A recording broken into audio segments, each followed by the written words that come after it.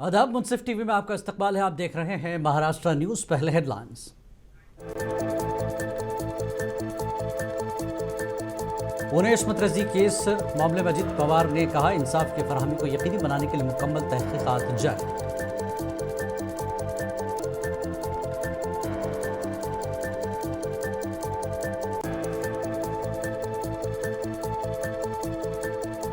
Shiv Sena UBT अब महाराष्ट्र कानून साज असेंबली में लीडर ऑफ अपोजिशन के ओहदे के लिए घोषणा। असेंबली स्पीकर करेंगे फैसला।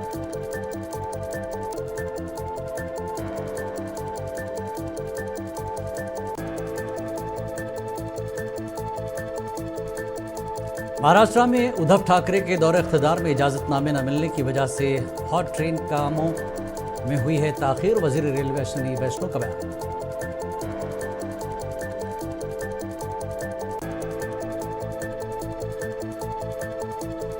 रियासती हुकूमत की कारकर्दगी के जायजे के लिए शरद पवार की क़यादत में एनसीपी ने तश्कील दी मुतवाज़ी काबीना।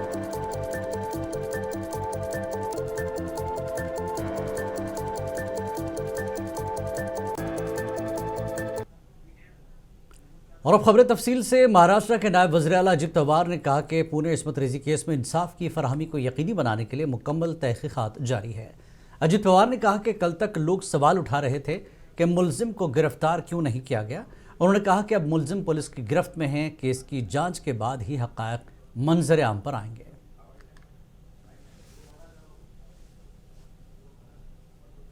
मी कुठल्या पर्टिक्युलर प्रकरण डोळ्यासमोर ठेवून बोलत नाही। पत्रकार मित्रांनो, काही ठिकाणी तक्रारी आल्यानंतर केस दाखल झाल्यानंतर त्या व्यक्तीला पकडण्याच्या करता पोलीस त्यांचं जो काही जाळं असतं ते लावतात किंवा त्यांच्या परीनं तपास करायला जातात।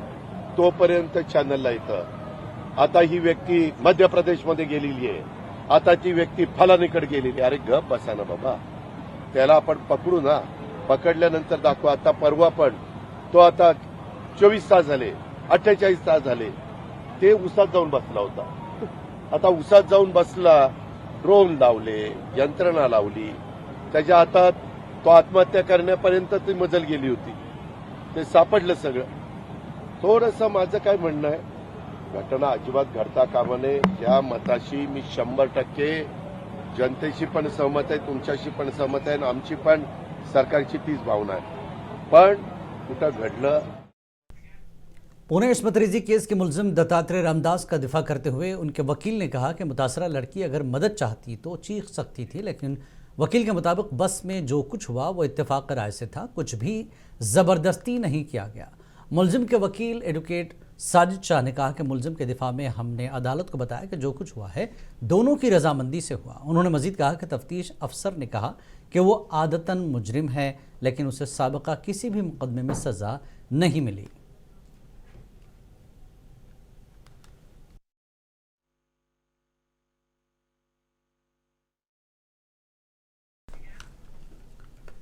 वज़ीर ममलिकत बराए दाखिला योगेश कदम को वज़ीर आला देवेंद्र फडणवीस और नायब वज़ीर आला अजित पवार दोनों ने पुणे स्वारगेट इस्मत दरी की मुतासरा के बारे में उनके गैर हसास तबसरे के लिए सरजनिश की।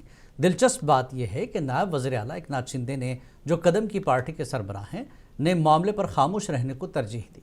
योगेश कदम ने कहा था कि इस्मत दरी के दौरान मुतासरा ने मदद के लिए नहीं चीखा। मुलजिम के लिए जुर्म करना आसान हो गया था, अगर वो चीखती तो आसपास के लोग मदद करते।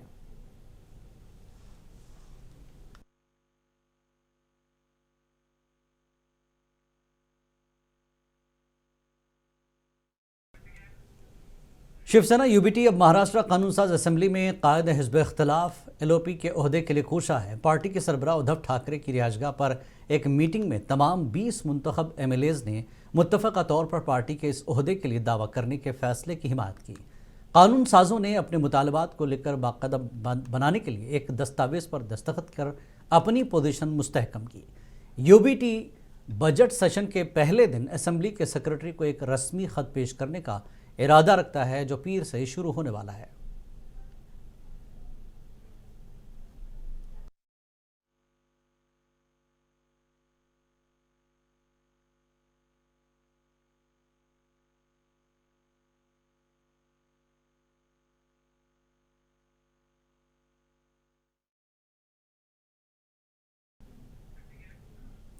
शरद पवार की क़यादत में एनसीपी ने महाराष्ट्र हुकूमत के 100 दिन के एजेंडे की जांच पड़ताल के लिए मुतवाज़ी काबीना तश्कील दी है। पार्टी कायदीन को इलाकाई जिम्मेदारियां सौंपी गई हैं और रियासत का दौरा करके पार्टी की मौजूदगी को जब्त मजबूत करने की हिदायत दी गई। मुंबई में एक अहम मीटिंग पार्टी के तंजीमी ढांचे पर मरकूज थी, जिसमें तमाम एमएलएज और एमपीज ने शिरकत की। अहम लीडरों को पूरे महाराष्ट्र में पार्टी के दायरे को बढ़ाने के लिए काम सौंपा गया था। शरद पवार ने मुख्तलिफ रहनुमाओं को इलाके तफवीज़ किए।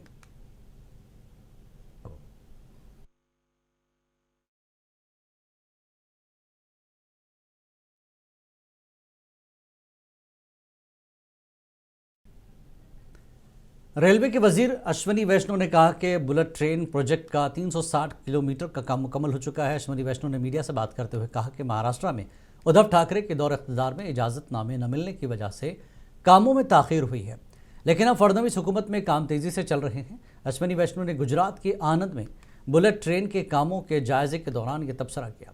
अश्विनी वैष्णव ने मज़ीद कहा कि बुलेट ट्रेन को महज नक्लो हमल के मंसूबे के तौर पर नहीं देखा जाना चाहिए, बल्कि ये पूरे इलाके की तरक्की का मंसूबा है।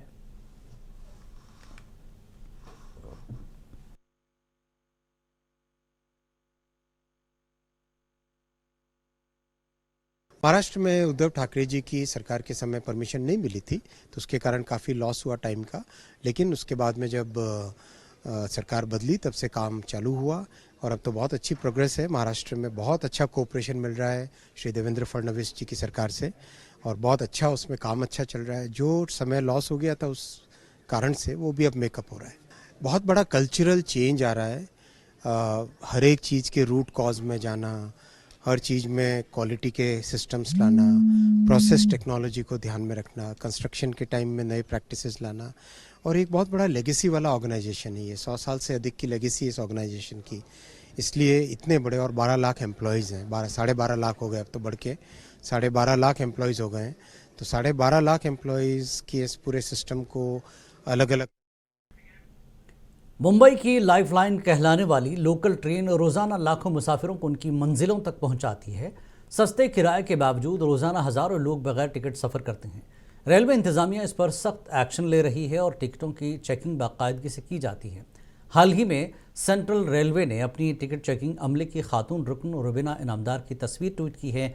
रुबीना, जो टीटी के तौर पर काम कर रही है, ने एक ही दिन में बगैर टिकट के 150 मुसाफिरों को पकड़ा और 46,000 रुपये से ज़्यादा का जुर्माना वसूल किया। रुबीना ने मुसाफिरों को पैगाम दिया कि बगैर टिकट सफ़र करना समाजी जुर्म है और हर किसी को ईमानदारी से टिकट खरीद कर सफ़र करना चाहिए। रेलवे की सख्ती बढ़ती जा रही है, इसलिए बेहतर होगा कि तमाम मुसाफिर क़वायद पर अमल करें और जिम्मेदार शहरी बने।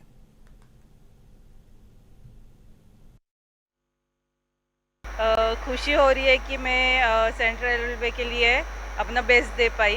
बहुत खुशी हो रही है। मुझे लगभग 11 साल हो गए रेलवे में ज्वाइन होके। मैं एक कबड्डी प्लेयर हूँ। कबड्डी प्लेयर करके एज अ स्पोर्ट्स कोटा से मैं ज्वाइन हुई हूँ। चैलेंजिंग तो होता ही है, सिर्फ लेडीज़ के लिए नहीं, जेंट्स के लिए भी होता है। वैसे ऐसा नहीं है कि लेडीज़ है मैं तो मुझे ज़्यादा चैलेंजिंग होता है, जेंट्स के लिए भी होता है। एक दिन में मैंने 150 लोगों को फाइन किया।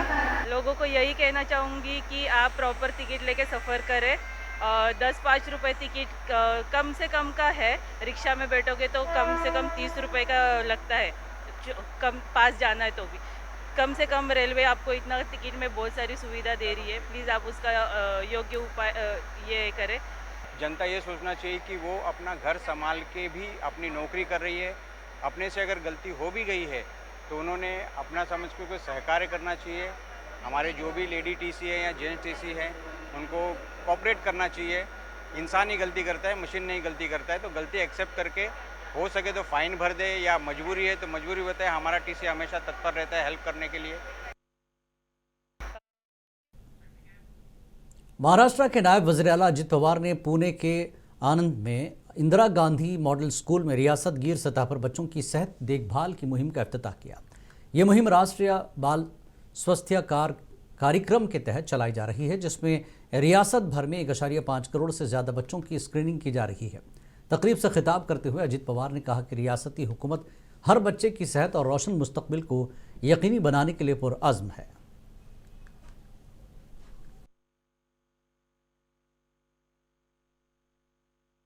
काम आपण त्या निमित्तानं करतोय त्याच्यातून नक्की त्या बालकाला काही आजार आहे का, काही समस्या आहे का, त्याचं एकंदरीत आरोग्य चांगलं राहण्याच्या करता, निरोगी राहण्याच्या करता, ते सुदृढ बालक राहण्याच्या करता जी काही काळजी खबरदारी घेणं ही पालकांची जबाबदारी असते, तसंच शासन म्हणून आमची पण जबाबदारी आहे आणि म्हणून या वेगवेगळ्या विभागाला एकत्र करून हा कार्यक्रम आज सुरू केलेला आहे आणि त्याच्यातून आपल्याला चित्र स्पष्ट होईल की नक्की काय शहरी भागातल्या मुला-मुलींच्या आरोग्याच्या बद्दलच्या समस्या आहेत आणि ग्रामीण भागातल्या पण मुला-मुलींच्या काही समस्या आहेत हे त्याच्यात आपल्याला जाणून घेता येईल आणि पुढचे निर्णय घेणं हे अधिक सोयीस्कर होणार आहे. उद्याच्या 3 तारखेला पुरवणी मागण्या पहिल्या मांडल्या जाणार आहेत. अर्थसंकल्पीय नवीन वर्षाचं आम्ही अर्थसंकल्प सादर करणार आहे. बजेट अधिवेशन आहे. 10 तारखेला कामकाज सल्लागार समितीनं अर्थसंकल्प सादर करण्याच्याबद्दल मान्यता त्या बाबतीमध्ये दिलेली आहे आणि एकंदरीतच केंद्राने जसं सर्व घटकाला न्याय. महाराष्ट्र के रियासती वजीर उदय सामंत ने नई तालीमी पॉलिसी पर तबसरा करते हुए कहा कि रियासती सतह पर जबानों को फरोग दिया जाना चाहिए, ताहम कौमी जबान हिंदी की मुखालफत नहीं होनी चाहिए. उन्होंने तमिलनाडु के वज़ीर आला के इस मामले में मौक़िफ़ को नामुनासिब करार दिया.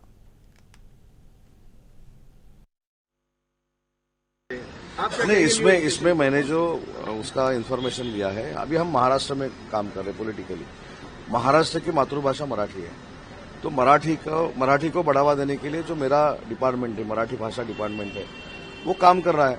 और हिंदी में बोलना है नहीं बोलना है, हिंदी तो अपनी राष्ट्रभाषा है, तो अगर मातृभाषा आगे जाने चाहिए तो वो करना ही पड़ेगा, क्योंकि हर एक स्टेट में लैंग्वेज डिपार्टमेंट है और राष्ट्रभाषा जो है वो बोलने के लिए कोई अगर बंधन लाता है वो भी अच्छी बात नहीं है, क्योंकि मातृभाषा हमारी जैसी मराठी है, वहाँ की जो रहेगी उसको बढ़ावा देना, उसको अभी है उससे बढ़ाना, ये हम सबकी जिम्मेदारी है. लेकिन राष्ट्रभाषा का अपमान करना भी उचित नहीं है. वो जीआर हम ऐसा निकाल रहे हैं कि जो हमारे संस्था चालक है, जो हमारे एजुकेशनल इंस्टीट्यूट है, उस इंस्टीट्यूट में जो हम 27 फरवरी को मराठी भाषा गौरव दिन मनाते हैं, तो हर एक संस्था में मनाया जाना चाहिए, ये हम जीआर निकाल. शिवसेना की लीडर शायना इंसी का कहना है कि हिंदुस्तान की हर जबान का एहतराम होना चाहिए. उन्होंने कहा कि तमिलनाडु के वज़ीर आला जबान की आड़ में मुल्क को तोड़ने की कोशिश कर रहे हैं और सिर्फ सियासत की जा रही है.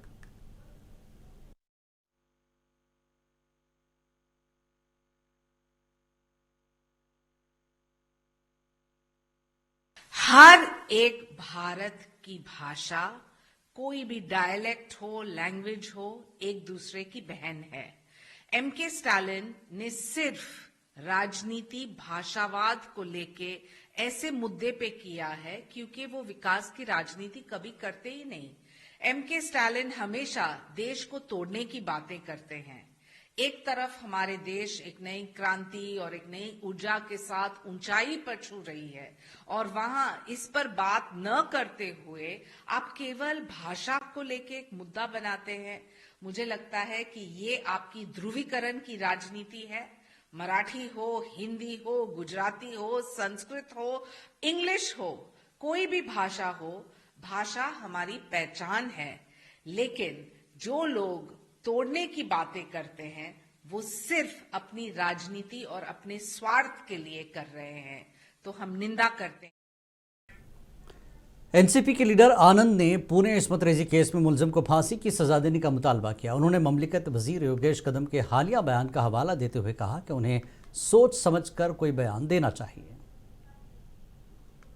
राष्ट्रवादी कांग्रेस पार्टी पूना में जो घटना हुई, उस पीड़ित महिला को न्याय मिलना चाहिए.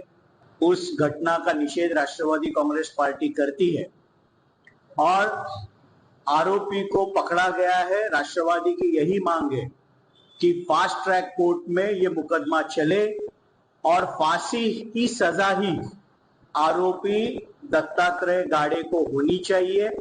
इस पर किसी भी प्रकार की राजनीति नहीं होनी चाहिए और गृह राज्य मंत्री जैसे पद पर बैठे हुए लोगों ने वक्तव्य करते वक्त संवेदना से करनी चाहिए. एक बार किसी भी पीड़ित महिला ने पुलिस स्टेशन में एफआईआर कर दी तो सरकार की जिम्मेदारी है कि आरोपी को जल्द से जल्द पकड़े और उस पीड़ित महिला को न्याय दे।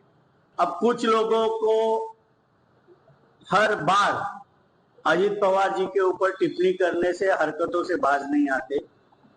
अजित पवार जी राज्य के उप मुख्यमंत्री है, पुणे जिला के पालक मंत्री भी है और जिस वक्त वो घटना घटी उसी दिन उन्होंने अमितेश कुमार जो पुणे पुलिस के कमिश्नर है उनको ये आदेश दे दिए थे कि जल्द से जल्द पुलिस कार्रवाई करे। मुंबई के घाटकोपर इलाके में 6 मंजिला इमारत की 5वीं मंजिल पर वाक़ एक रिहायशी फ्लैट में हफ्ते की दोपहर आग लग गई। ये वाक़या घाटकोपर ईस्ट में पंतनगर पुलिस स्टेशन के पीछे वाक़ विकास अपार्टमेंट में दोपहर में पेश आया। इंटरनेट पर आग लगने के मनाजिर सामने आए हैं, जिस पर फ्लैट की खिड़की से बड़े पैमाने पर आग के शोले निकलते हुए देखे गए।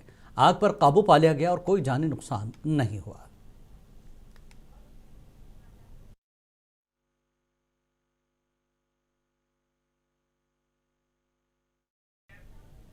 यूपी के वज़ीर आला योगी आदित्यनाथ के उर्दू ज़बान पर हालिया तबसरे पर बात करते हुए एमआईएम के सरबराह असदुद्दीन अवैसी ने कहा कि यूपी के वज़ीर आला को ये तक मालूम नहीं कि उर्दू उत्तर प्रदेश की सकाफत का हिस्सा है। असद अवैसी ने कहा कि आरएसएस और बीजेपी के लोग नहीं जानते कि उर्दू को आइन के जरिए तहफ़्फ़ुज़ हासिल है। तो हम उत्तर प्रदेश के मुख्यमंत्री को एक और इत्तला दे रहे हैं कि भारत की लोकसभा में ओम बिरला स्पीकर ने ऐलान किया कि जो कोई भी भारत की पार्लियामेंट में लोकसभा में जो तकरीर में भाषण देगा उसका तर्जुमा उर्दू में होगा। अब आप क्या बोलेंगे स्पीकर को? उर्दू आप जो जबान में देंगे कई जबानों में तर्जुमा होगा। तो इनको नहीं मालूम, ये उत्तर प्रदेश के मुख्यमंत्री को ये भी नहीं मालूम कि उर्दू उत्तर प्रदेश की तहजीब का हिस्सा है। ये उत्तर प्रदेश और आरएसएस बीजेपी के लोगों को नहीं मालूम कि उर्दू को कॉन्स्टिट्यूशन का प्रोटेक्शन है, आइन की हिफाजत उसको मिलती है दीगर जबानों की तरह। उत्तर प्रदेश और मोदी को नहीं मालूम कि हर मुसलमान उर्दू नहीं बोलता, बल्कि ये मुसलमानों की जबान नहीं है, ये इस देश की आजादी की जबान रही है, ये इस मुल्क की जबान है। अब आप चले जाइए, नवायत मुसलमान है, कर्नाटका में उर्दू नहीं बोलते, कम बोलते। केरला चले जाइए, मोपिला अलग जबान बोलते, मलयाली बोलते। तमिल लोग तमिल बोलते मुसलमान। कर्नाटका के इंटीरियर में चले जाइए, कन्नड़ी बोलते हैं। महाराष्ट्र में जाइए, वो उर्दू भी बोलते, मराठी भी बोलते। गुजरात के मुसलमान हैं, गुजराती भी बोलते, उर्दू भी बोल देते। अरे इस देश की खूबसूरती ये है, बीजेपी इस देश को, इस वतन को एक जबान, एक मजहब, एक आइडियोलॉजी और एक लीडर के तहत बनाना चाहती है। भारत में हजारों मजहब हैं, कई जबानें हैं, कई हजारों तहजीबें हैं, तभी जाकर भारत बनता है। इसीलिए फराख गोरखपुरी ने कहा थे, अक़वाम आलम का लफ्ज इस्तेमाल किया था। अब इनको समझ में आया नहीं आया नहीं मालूम, मगर हमारा काम यह है कि इनको समझाना और इनको बताना कि उर्दू से दुश्मनी करना जिद्दोजहद आजादी से दुश्मनी करने के बराबर है। तो हम दिल्ली के लेफ्टिनेंट गवर्नर विनय कुमार सक्सेना ने आज एनडीएमसी के ज़ेर एहतमाम 2 रोज़ा फ्लावर फेस्टिवल का इफ्तिताह किया। इस मौके पर एलजी ने कहा कि दिल्ली को फूलों का शहर बनाना उनका ख्वाब है और अब हुकूमत बदलने के बाद सब कुछ ठीक चल रहा है, हम ये ख्वाब ज़रूर पूरा करेंगे। आप देखिए तफसीलात, हमें दीजिए इजाज़त। आदाब।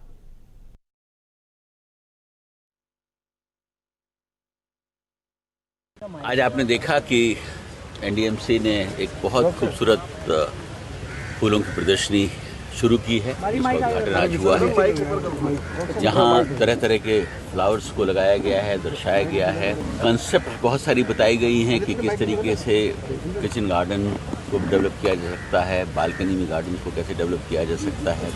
यहाँ पर फूलों का सेल भी शुरू किया गया है अगर आपको याद हो, मैंने कहा था कि दिल्ली को फूलों का शहर बनाना है, ये मेरा सपना है।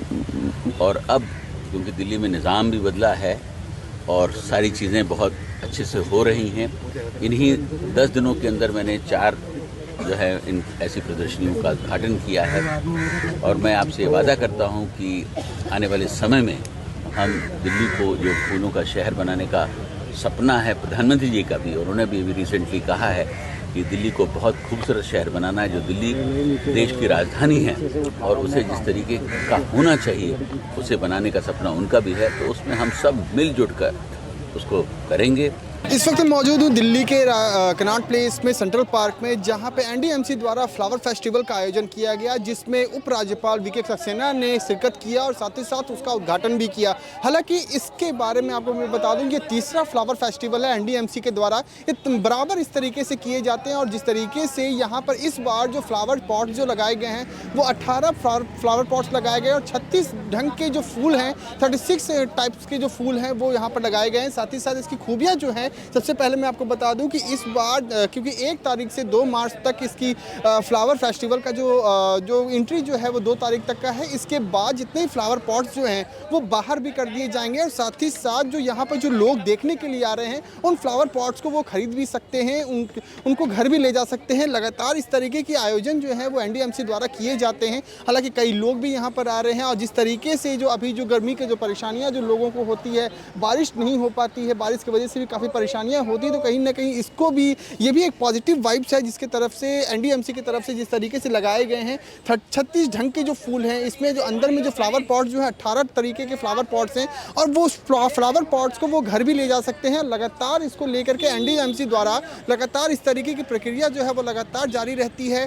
और जिस तरीके से अंदर में जो फ्लावर पॉट्स जो लगाए गए हैं उसमें वुमेन एम्पावरमेंट और जिस तरीके से बेटी बचाओ बेटी पढ़ाओ को लेकर के जिस तरीके से नारे जो लगाए जा रहे हैं सरकार की तरफ से, ये जो सफल जो आयोजन जो किए गए हैं वो कहीं ना कहीं लोगों के लिए भी और उनकी सेहत के लिए भी काफ़ी ज़्यादा सराहनीय है। हालांकि अब देखने वाली बात होगी कि इस तरीके की जो एनडीएमसी द्वारा जो जिस तरीके से प्रक्रिया जो किए जाते हैं, क्योंकि ये तीसरा प्रक्रिया है, अब आगे भी इस तरीके से चलते रहेगा। अब देखने वाली बात होगी कि आगे के वक्त में जब आने वाला जब आएगा, जो जिस तरीके से फ्लावर पॉट जो लगाए जा रहे हैं वो आगे किस तरीके से इम्प्लीमेंट होगा। क्योंकि सबसे बड़ी खासियत जो है, जो फ्लावर पॉट जो यहाँ पर लगाए जाएंगे वो लोग जो यहाँ पर देखने के लिए आ रहे हैं उसको वो घर भी ले जा सकते हैं। उसके कुछ छोटे मोटे प्राइसेस भी हैं, चार्जेस भी हैं। लगातार इसको लेकर के भी 2 तारीख तक यहाँ पर लोग आएंगे देखने के लिए और फ्लावर पॉट्स को लेकर जाकर घर भी ले जा सकते हैं। हालांकि अब उपराज्यपाल का वीके सक्सेना का ये भी कहना है कि ये काफ़ी ज़्यादा अच्छा है, क्योंकि इससे पहले की जो सरकार थी इस तरीके से इस चीज़ पे उन्होंने ध्यान नहीं दिया। लेकिन अब जो मौजूदा सरकार जो है वो कहीं ना कहीं इस पे काफ़ी ज़्यादा